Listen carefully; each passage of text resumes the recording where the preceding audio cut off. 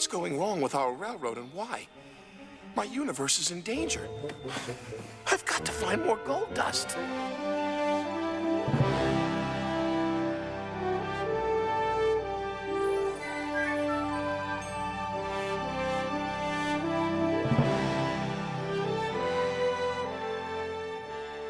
Part of my own guide in creating these stories for the screen and these worlds, the world of Thomas on the island of Sodor and the world of Shining Time in the Indian Valley, is that the stories and what happens will help to give children, not in some heavy way, but what I think are the 4 emotional tools for childhood: comfort and fun and inspiration and resilience.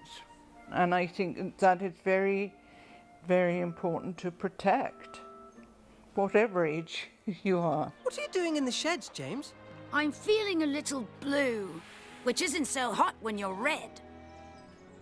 I was naughty and Sir Topham Hatt told me to think about all the ways I can be really useful. And it was Barry London, who was then vice chairman of Paramount Pictures, who had a little girl who was just nuts about Shining Time and about Thomas. And he came to see me in New York and he said, "Have you ever thought about making a movie?"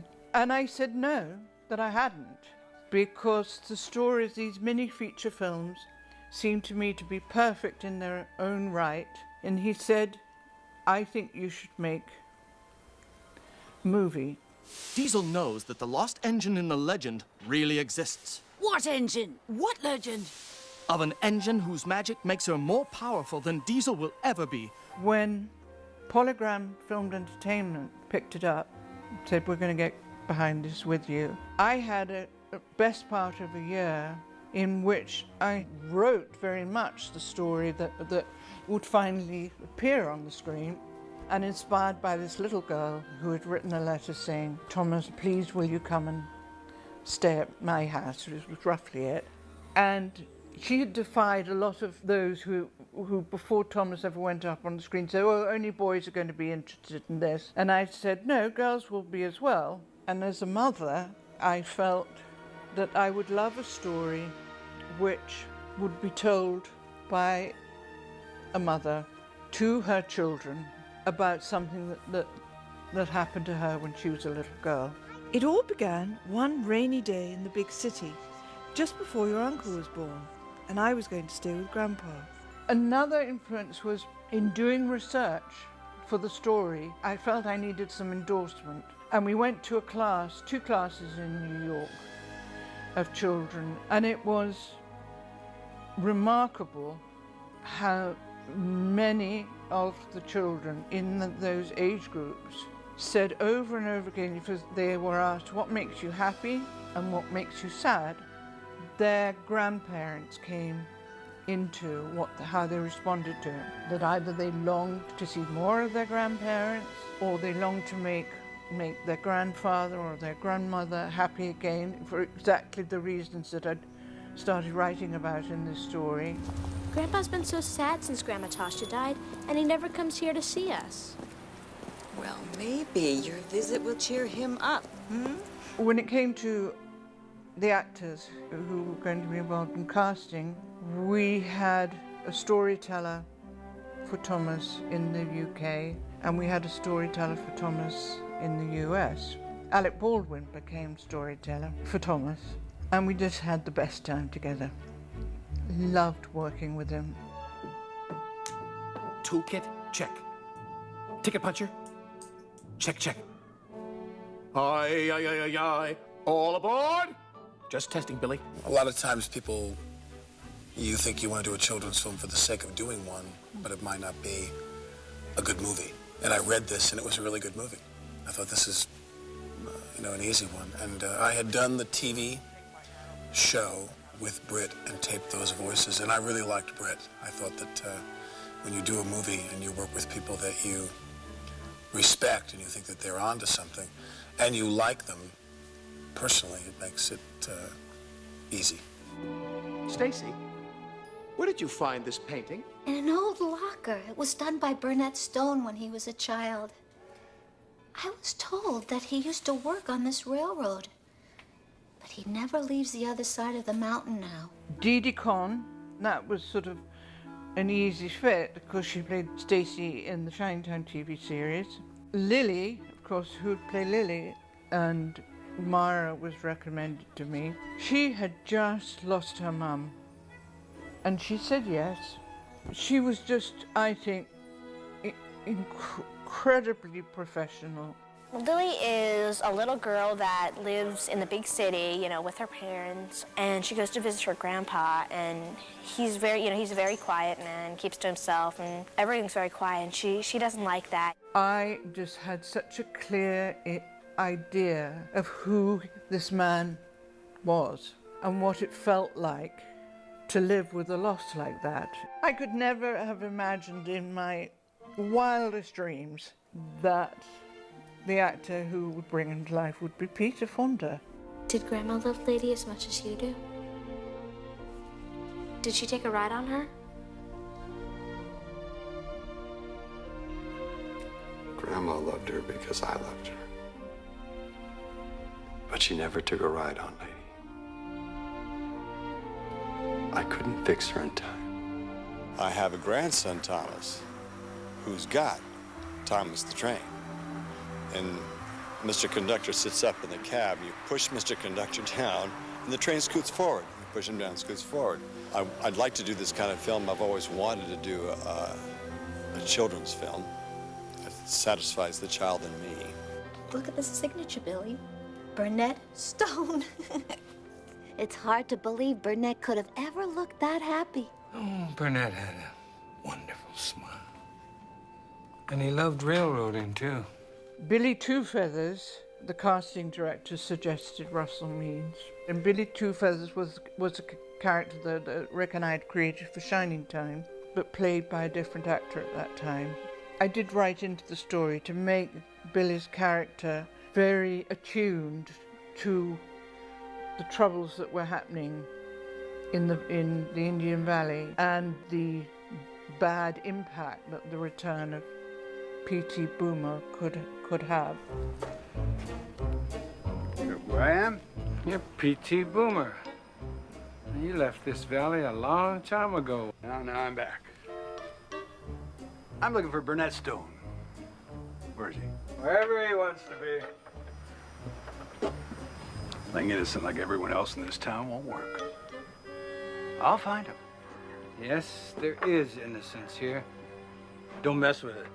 P.T. Boomer, I just thought Doug Lennox was brilliant right from the get-go when he came in. It was his idea to add a sort of vanity to his character, so that, for instance, in the scene where he's looking for Burnett Stone's address, looking at a pile of Shiningtown, the local paper, and then he sees the newsboy coming along, and he's filing his nails. That was a sort of bit of schmushes that was totally Doug's idea.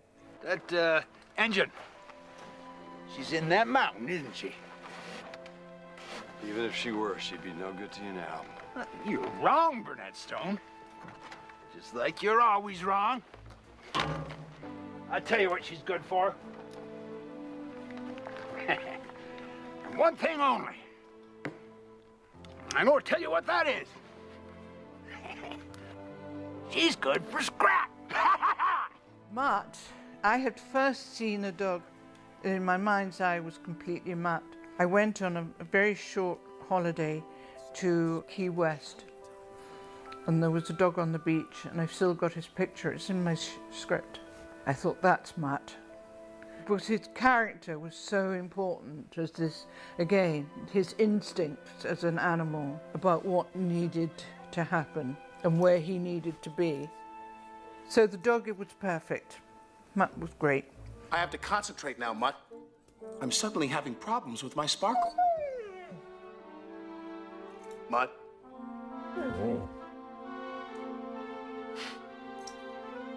Goodbye, Mutt. Sparkle, sparkle, sparkle. I had gone up to Scotland, where I was writing, I think it was Thomas 5, the TV series, and I happened to read in the paper about the Isle of Man, who wanted to build themselves up as a great film location. I rang them up and went to see them, and the place just knocked my socks off. I mean, it was everything I could have dreamed of. It was really only once we got onto location shooting that I truly realized the complexity of what a story and how that was going to be delivered. You know, like any basic children's story, or like many of them, someone goes on a journey to reclaim something that they've lost or forgotten from their childhood, which is Fonda. Peter goes on this journey, and we are the 10-man cowardly lion, you know, and so forth. I've had that journey for him to discover what he wants to discover. And alternately, like in that story and like in other stories, those characters themselves have their own journey.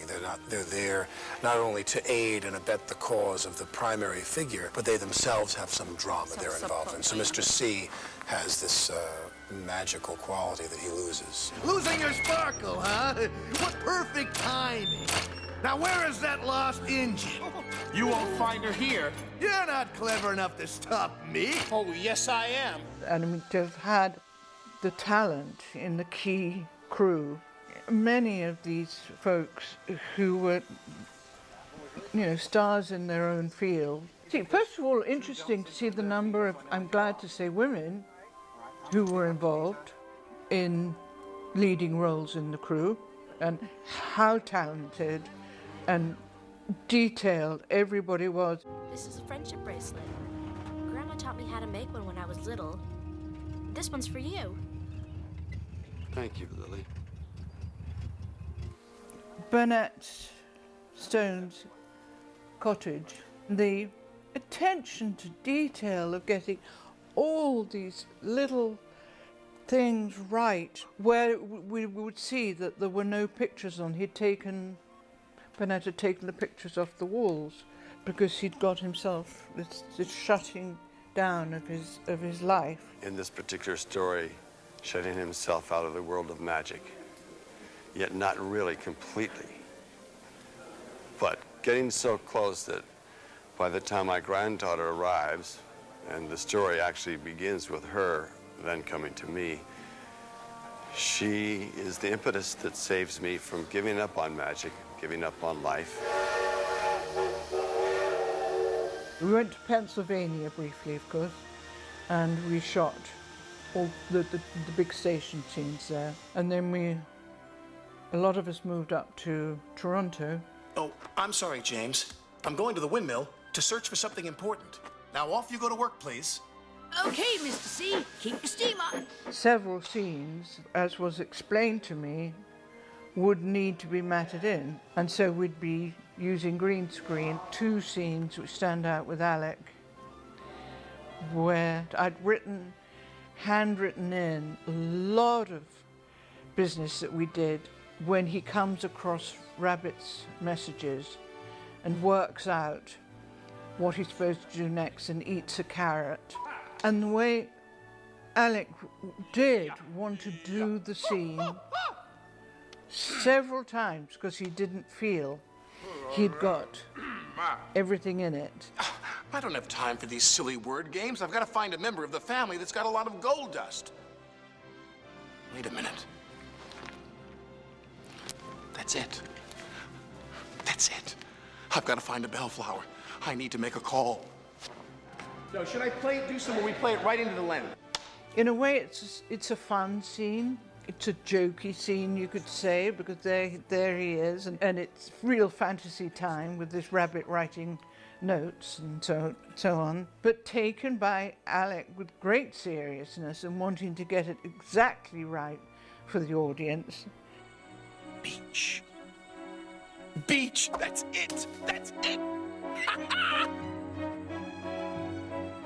I have to find a bellflower. I need to make a call. And then he and Michael Rogers, who played C. Junior, got on really well together.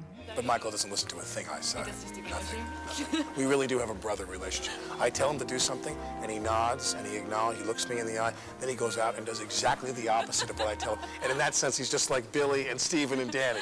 He is my fourth brother in that regard. Missing Baldwin. He is, yeah. Michael Baldwin. Yeah, he goes and does exactly the opposite of what I ask him to do. Junior, you've got to come here right away. I'm counting on you. Hello? I want my money back. I think that there's a part of him that is definitely the child that I wished I could have been, and that's the magic about being in movies, is that you can often go back and relive parts of your life that you didn't really have a chance to go through experientially as you were growing up. You ready, Lily? Here are the buffers.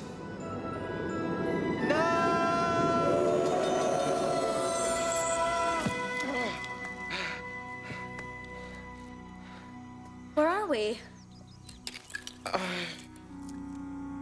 The island of Sodor, of course.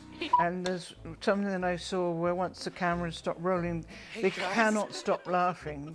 The three of them, there's Alec and Mara and Michael, just having the giggles, and it was lovely for Mara. It was lovely to see her laughing as much as she did. Hey guys, what's up?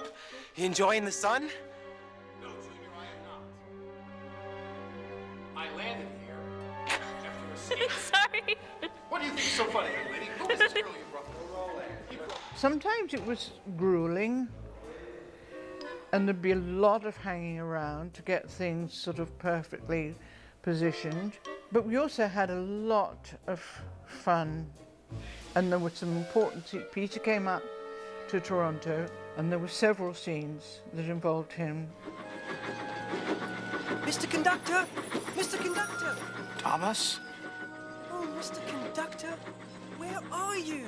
When we went up to Toronto, they just started shooting all the Thomas parts of, and the island of Sodor had its own studio. So the way they'd set it up, which was really convenient, was that we were side by side and with many of the key members of the crew who'd been working on Thomas since the early 80s. And so I'd go from one studio to the other, but because they were a team that had been working together for, gosh, over 20 years, they all knew exactly what they were doing. So you've lost your sparkle too, huh? Yeah. Bye-bye, Twinkle Toes. It's empty. Here we go. Junior, what are we gonna do? We'll think of something. Well, shooting Thomas and also involving CGI work. Most of the television series, in fact all of the television series, has never relied on any CGI at all. But when you come into the big movie screen, CGI is there to assist. It's not the whole, it's part of the whole. And it's really to be done so the audience doesn't notice that it's been done at all. In order for this world to look like I had it in my imagination, we worked in this way of live-action model animation. We couldn't make the Sir Topham Hatt or the animals move as well. It wasn't sort of, you couldn't have everything moving, it wouldn't have worked. But we had long debates about what would happen when it came to their faces. Playtime's over, Splodge. Now it's time for the next lesson, huh? I call it How to Stop Being Stupid.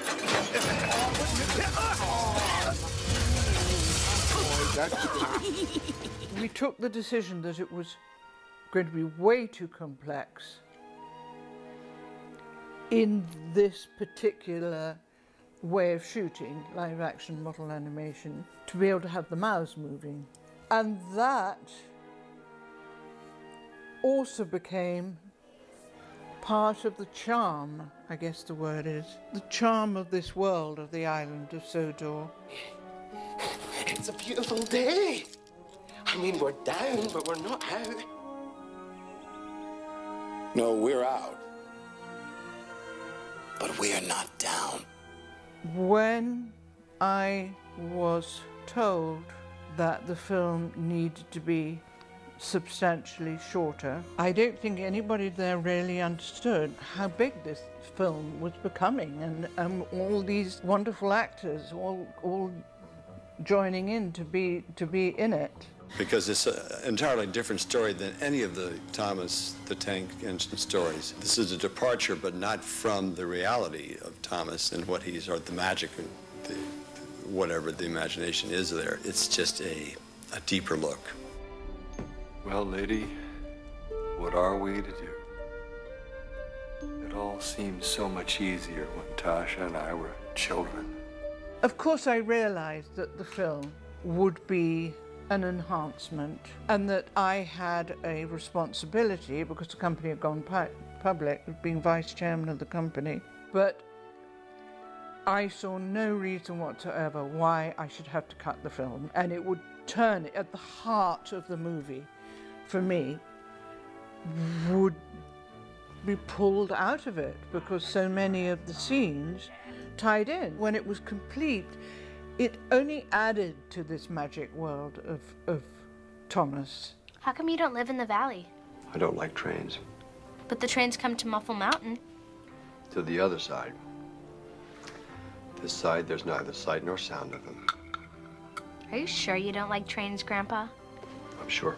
And Boomer had come out because this test showing had said that he was too scary. And my inspiration, you could say, for the character of Boomer and why it would work for children was based on the tradition of the British pantomime. There's always the baddie, but you know he's baddie, but you can hiss at him. Now, it's money that makes you happy. Magic can make you unhappy. Now, don't you agree? I mean, look what it's done to you. Oh, who needs it, Burnett? Not you. Definitely not me.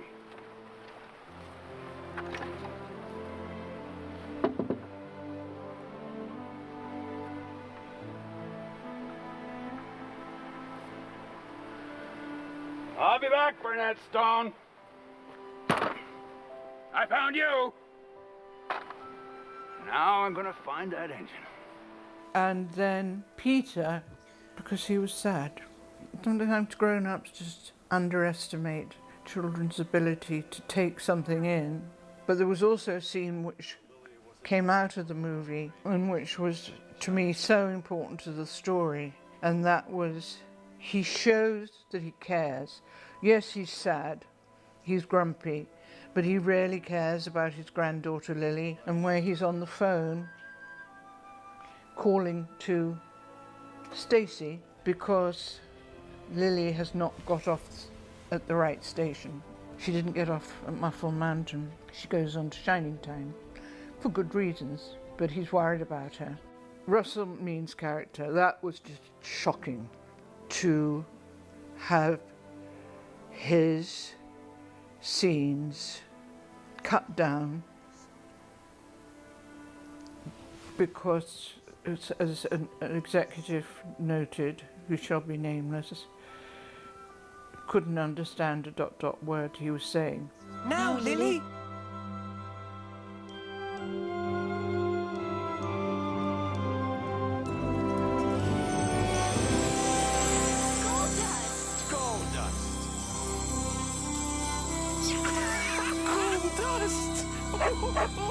It was heartening for me to see how much the film is loved 20 years on.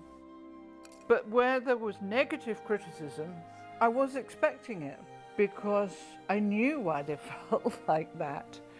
And if the scenes had been left in, they wouldn't have felt like that. And so we've come to the happy end of our story. And it's time for all of us to go home. Just like Thomas.